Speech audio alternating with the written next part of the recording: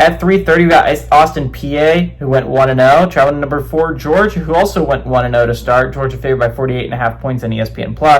Gunnar Stockton, the leading passer, 14-24, threw for 190 yards, 2 touchdowns, 0 interceptions. Also led his team on the ground with 10 carries for 73 yards and 2 touchdowns.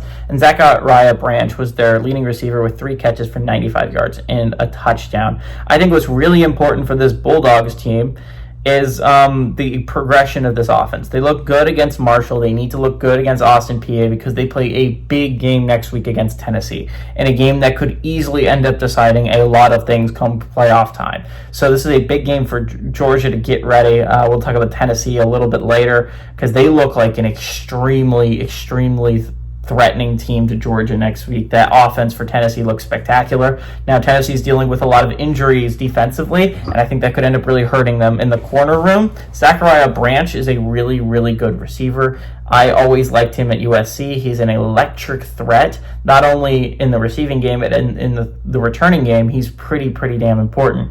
So I think this game's going to be really interesting for Georgia just to get things going offensively. They look solid against Marshall. You need to have another week of looking really good offensively heading into that massive showdown against Tennessee.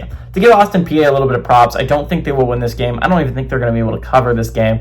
But they did go on the road last week and beat Middle Tennessee State, a Group of 5 team as an FCS team. I believe that was the first win for Austin Peay as an FCS program, which just massive shout out to Austin Peay. That's a really hard feat to do, to go on the road as an FCS program and beat an FBS program. We've seen 2 so far this year. Austin Peay is one of them.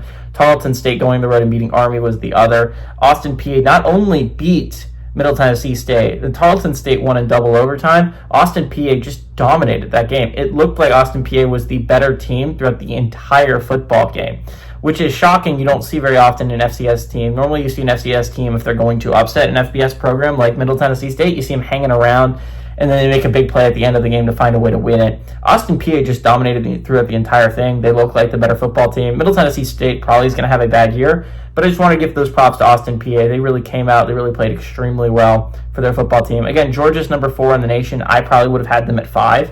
I think Miami's win over Notre Dame was impressive enough to move them past Georgia, but the name is Georgia. So unfortunately, until Georgia loses, I don't see a way that they're going to get bumped. They will probably be the number 4 team until they lose. So we'll see. Game against Tennessee is going to be so important playoff picture-wise. Tennessee looks like an actual threat in the SEC, an actual playoff threat, which is interesting. I expected them to have a very much down year, but they look good in their first game against Syracuse. But I do like Georgia to win. I think their offense is going to be good enough to win, and I like them to win and cover here.